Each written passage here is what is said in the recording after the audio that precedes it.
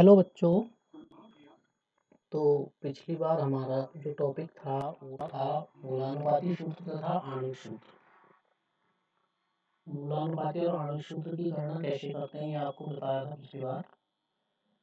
इसमें आपको क्या करना है कि पहले जो हमें तत्वों के प्रतिशत दिए हैं उनका टोटल योग लगभग 100% होना चाहिए। अगर वो 100 नहीं है तो उसमें शेष अन्य तत्वों में जितने तत्व हमने जोड़े हैं उसके अलावा जो तत्व शेष होगा वो 100 में से माना जाएगा। तो 100 जितना हमारा अन्य तत्वों का प्रतिशत आया है उसका योग करने के बाद हम उसको 100 में से घटाते हैं तो बचा हुआ जो प्रतिशत होगा वो ऑक्सीजन का मानते हैं। इस प्रकार से हम मूलानुपाती सूत्र की गणना के लिए एक टेबल बनाते हैं और टेबल के अंदर पहले हम क्रम संख्या डाल लेंगे, तत्वों के प्रतीक वगैरह लिख देते हैं। दूसरे में आ जाएगा हमारा तत्व प्रतिशतता बटे उसका परमाणु भार, जो तत्व का परमाणु भार है उससे भाग कर देंगे। और तीसरा जो हमारा जो कॉलम होगा उसमें होगा आपेक्षिक अनुपात। उसमें हम ये देखेंगे कि सारे तत्वों के प्रतिशत को उनके परमाणु भार से भाग कर जो आएगा वो हमारा आपेक्षिक अनुपात मान जाएगा। और उसमें जो सबसे कम मान आया होगा उससे हम हर एक तत्व की प्रतिशतता जो आई है, जितना हमारा भाग लेके आया है उस अंक को भाग करते चले जाएंगे। तो इस प्रकार से हमें एक मान प्राप्त हो जाएंगे और फिर एक पूर्णांक के रूप में हम उनको लिख लेंगे। तो तीसरा उदाहरण था उसको जल्दी समझ लेंगे।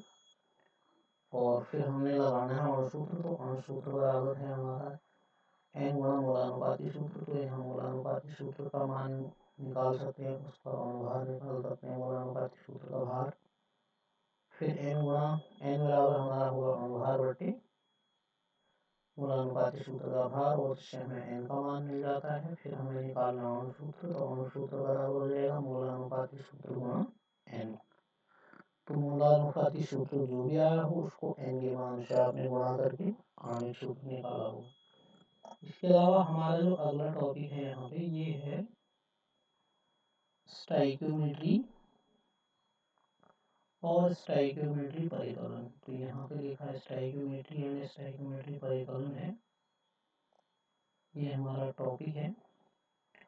तो स्टाइकियोमेट्री का मतलब स्टाइकियो और मीट्री ये दो शब्द से मिलकर बना होता है और ये ग्रीक शब्द है। स्टाइकियो का मतलब हो जाएगा, स्टाइकियो मीन्स एलिमेंट या तत्व। स्टाइकियो का मतलब हो गया तत्व, तत्व का मतलब उसके परमाणु हो जाएंगे। मैट्रॉन मीन्स मेजरमेंट, तो मैट्रॉन का मतलब होगा मापना और मेट्रो मीन्स मापना, ये लिखा है इसमें।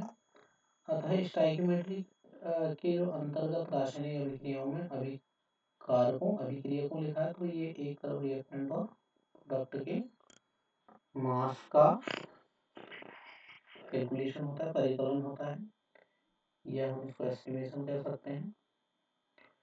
और कभी कभी हम इसके केस में आयतन ले लेते हैं। तो इसके अलावा हमारे पास जो है यहाँ पे एक उदाहरण दिया हुआ है, ये है मीथेन के दहन पर विचार करें। इस अभिक्रिया के लिए संतुलित समीकरण इस प्रकार है। तो मीथेन का जो संतुलित समीकरण है वो इस यहाँ पे दिया हुआ है, CH4 प्लस 2O2। फिर यहाँ पे एरो आएगा, बुक में छपाने हुए CH4 plus O2 arrow CO2 plus 2H2। तो ये हमारा संतुलित समीकरण है। सबसे पहली बात इस समीकरण को संतुलित कर लेते हैं। यहाँ पे एरो लगाएंगे हम। तो एरो लगाने के बाद ये हमारा हो जाएगा, इधर हो जाएंगे मीथेन के 4 हाइड्रोजन है। तो इधर हमारे 2s2 से मल्टीप्लाई हो गया तो ये 4 हाइड्रोजन हो गए। यहाँ पे एक सी है तो इधर राइट में भी एक सी होना चाहिए। तो इस प्रकार जब हम मीथेन की अभिक्रिया ऑक्सीजन के साथ कराते हैं तो यहाँ पे हमें कार्बन डाइऑक्साइड और जल मिलता है। और अब हमें इसको कैसे देखते हैं, यहाँ मीथेन और डाइऑक्सीजन की अभिक्रिया, ये जो हमारा मीथेन प्लस ऑक्सीजन है ये हमारा रिएक्टेंट पार्ट हुआ या अभिकारक का भाग है, और जो राइट हैंड साइड में है CO2 प्लस 2H2 ये हमारा प्रोडक्ट वाला भाग है, जैसे हम कहेंगे उत्पाद। अब हमें इसको स्टोइकियोमेट्री को डिफाइन करना है या इसको बताना है कि क्या है ये। तो यहाँ पे जो आपको लिखा है, सबसे पहले कि हम इनका जो नेचर है, CH4 क्या है, G लिखा है, तो ये आपको हाई स्कूल में पता है। G मीन्स इसका स्टेट गैसेस स्टेट में होगा मीथेन। O2 G लिखा तो ये गैस होगा, CO2 कार्बन डाइऑक्साइड ये गैस होगा, और यहाँ पे H2O जो है ये भी गैस है। तो गैस मीन्स वेपर फॉर्म में होगा, जल भाप रूप में। तो इसको हम यहाँ पे लिख सकते हैं ये हम इसके सिंबल लिख देते हैं कहीं, जहाँ पे गैस है तो उसमें G लिख दिया, जहाँ पे ठोस है वहाँ पे सॉलिड लिख दिया, जहाँ पे द्रव है तो यहाँ पे लिक्विड लिख दिया। ये आपको कक्षा 10 में आपको बताई गई है ये बातें। तो इसके अलावा अब हम आ जाते हैं O2 और H2 के गुणांक को दो, ये लिख रहा है कि O2 और H2 के लिए गुणांक 2 को स्टोइकियोमेट्री गुणांक कहा जाता है।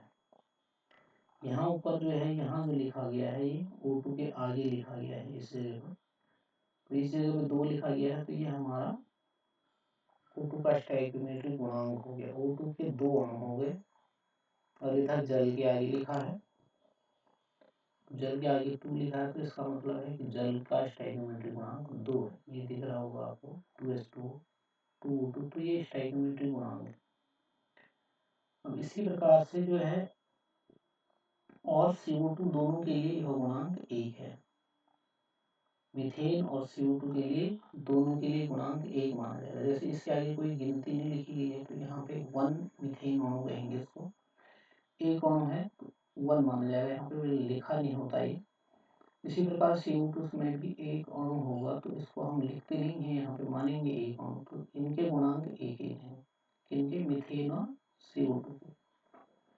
इनके स्टोइकियोमेट्री गुणांक 1 1 है, और ऑक्सीजन और जल के स्टोइकियोमेट्री गुणांक 2 2 है। इसके अलावा ये गुणांक अभिक्रिया में भाग लेने या बनने वाले अणुओं की संख्या को व्यक्त करते हैं। तो ये बताते हैं कि हमारे अभिक्रिया में भाग लेने वाले अभिकारक या उत्पाद के कितने कितने अणु हैं। अब ये जो जानकारी स्टोइकियोमेट्री गुणांक की है, उससे हमारे ये कंक्लूजन निकलते हैं, निष्कर्ष निकलते हैं। उपरोक्त अभिक्रिया को हमने इस तरीके से परिभाषित करना है। CH4 गैस का 1 मोल, यानी कि 1 मोल का मतलब हमारा जो स्टोइकियोमेट्री गुणांक मीथेन का 1 था, उसको हमने 1 मोल कहना है। CH4 गैस का 1 मोल O2 गैस के 2 मोलों के साथ, तो यहाँ पे फिर से आते हैं, CH4 का 1 मोल O2 गैस के 2 मोलों के साथ अभिक्रिया करके 1 मोल CO2 और 2 मोल H2O देता है। तो यहाँ मोल के रूप में इस बात को कहेंगे कि 1 मोल मीथेन 2 मोल ऑक्सीजन के साथ अभिक्रिया करके फिर एरो 1 मोल कार्बन डाइऑक्साइड और 2 मोल जल प्रदान करता है। तो इस तरीके से हम इस बात को कहेंगे। अब पॉइंट नंबर 2 में हम इसमें अणु वाली बात कर देते हैं। ऊपर हमने इसको मोल के रूप में कहा स्टोइकियोमेट्री गुणांक को, यहाँ हम स्टोइकियोमेट्री गुणांक की बात को अणु के फॉर्म में कहते हैं, मॉलिक्यूल के रूप में कहेंगे।